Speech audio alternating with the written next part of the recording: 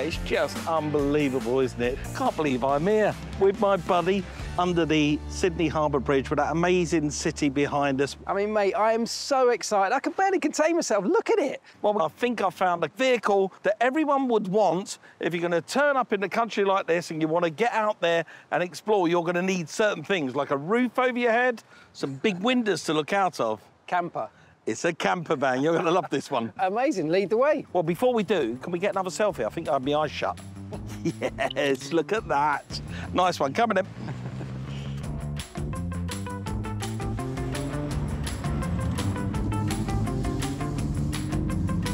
G'day, Australia. Struth. It's hot out here. Are you trying to get us punched? I have lined up, I think, the perfect vehicle for us to go and see. In 1972, bay window, VW. It's not a camper, this is a bus, a VW bus. It could be the perfect blank canvas for us to make the ultimate sort of go-anywhere camper van.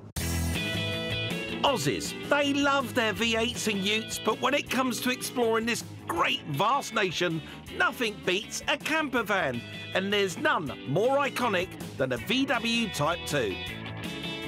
With its roots in the 1950s, the VW camper, or combi as it's known down here, is still the go-to choice if you want to get away from it all in style.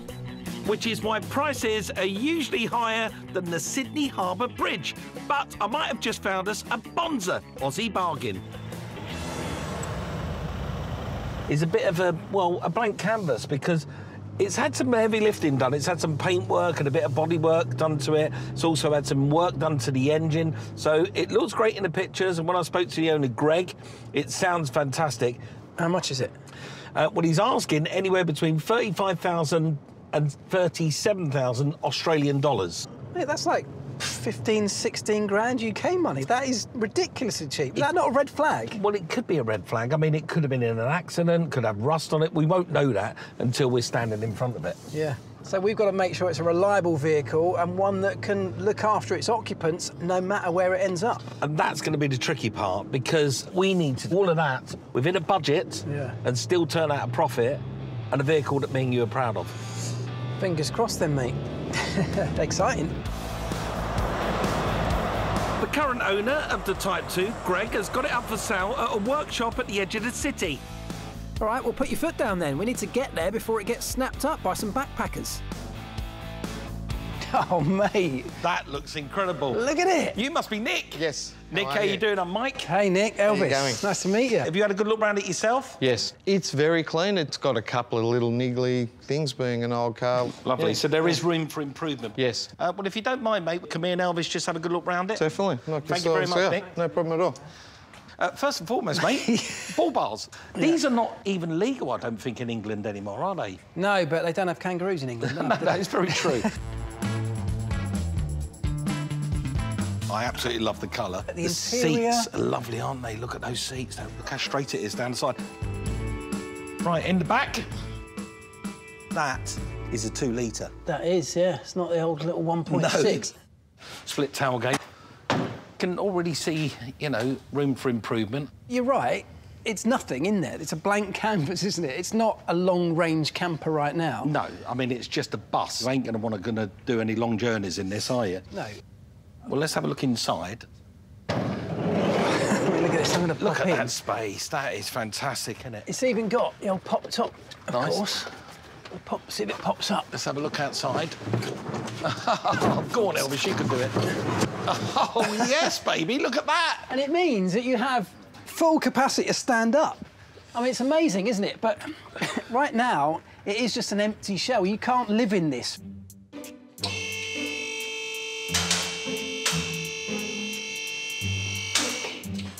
Right, let's have a look. Oh, it's a bit damp. Yeah, a couple of things. I mean, look, fuel pump looks like it's leaking. Oh, yeah. There's another one back there. Yeah, you don't see them like this in the UK, do you? No, they don't put salt on the roads down here, so you end up with a dry-looking chassis. Well, I suppose the only thing left for us to do is to drive it. Yeah, can't wait. Mate, I've got tray plates, which is good. That means we can drive it out on the roads. And I was thinking, why don't I just sit in the back and experience it? I'll show for you. Yeah, nice one. Right, ready, mate? Yep. There is method to my madness. While my driver does all the hard work up front, I can focus on how we transform this old bus into the ultimate camper. Do you know the one thing that you get from sitting in the back of one of these is the amount of room back here. You can see why they lend themselves to become a camper van. What's it feel like? Is the engine really pokey? One thing I've noticed is the gear change is very sloppy. I mean, I know they are, but twice now I've gone to try and get it into gear and not quite managed it. I can see it from back here. Yeah.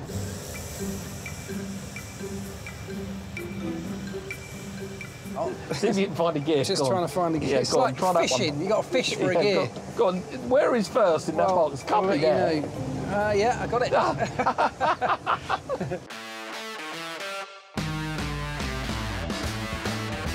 The other thing to think about as well is just how we equip the back of this vehicle to make sure that we get a long-range camper that people can really explore Australia. They want different requirements out here, surely, than we want back in the UK or in Europe. Yeah. You know, over there, it's all going to be about having a heater and, you know, having a gas burner where you can cook something.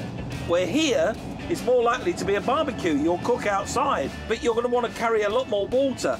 Plus, it's unlikely that you're going to find anywhere you can hook into power.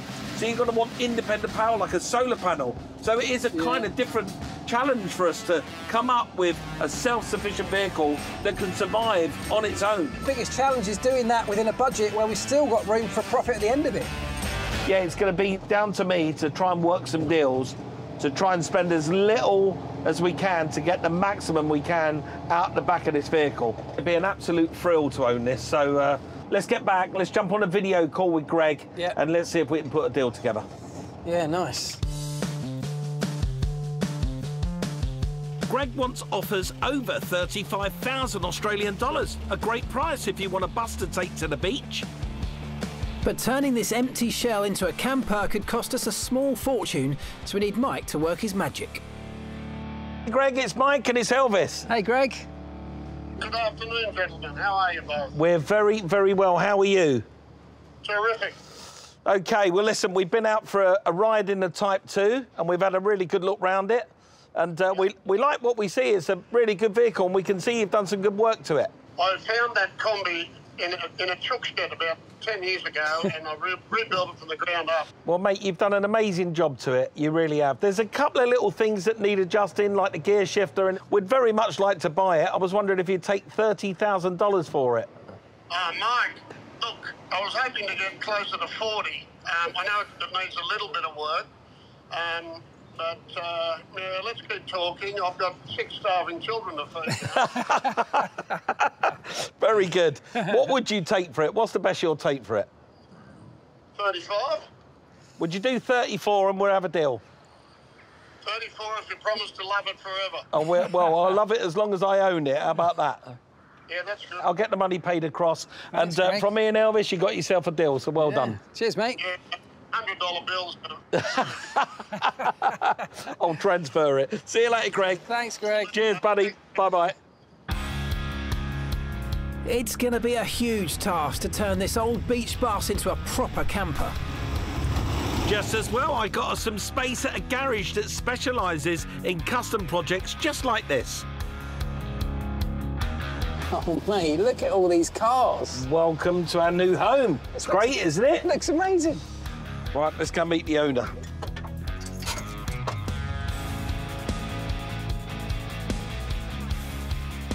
That's amazing. Hi, guys. We're looking for Adam. Yeah, that's me. That's you, Adam. Mike Brewer. Nice to meet you. Hey, Adam. How are you? Elvis, you must be... James. James, nice to meet you, fella. James and Elvis. Good to see you, man. First and foremost, walking in here, we're sort of blown away, if I was to be honest with you. I can see these proper muscle cars around us. I hope you're happy for us to bring in something that's only got a little air-cooled 2-litre engine. We've got a Type 2 Volkswagen. We sort of want to turn it into a really good sort of backpackers vehicle. Yeah, they're really popular here with backpackers and the like for travelling around Australia. You know, it's a big, you know, wide open land, so road trips are really popular here.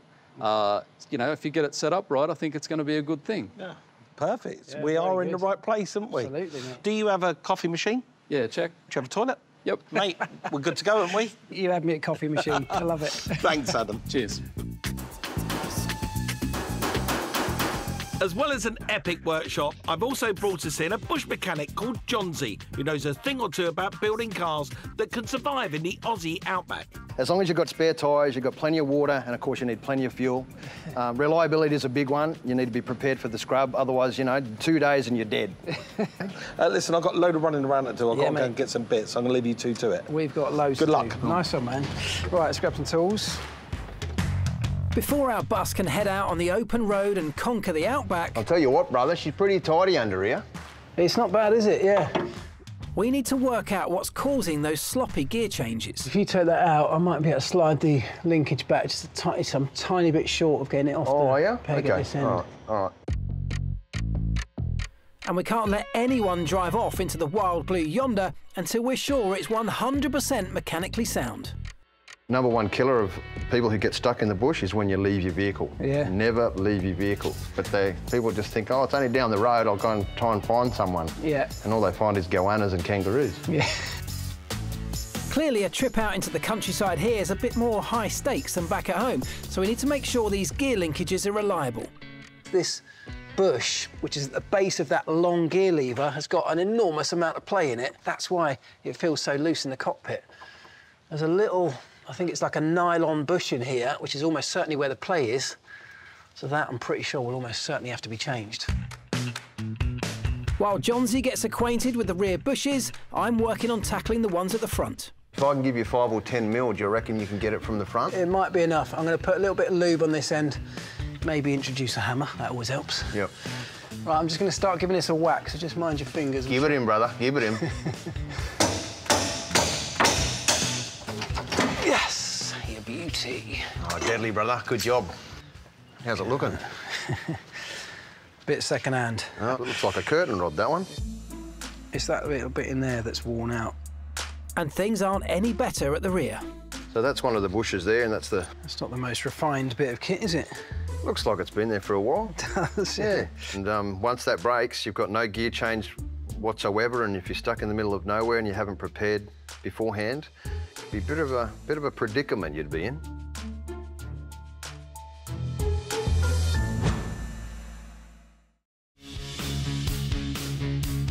We've come to a land down under. Get this, right up in Australia's Northern Territory, there's a town called, ready?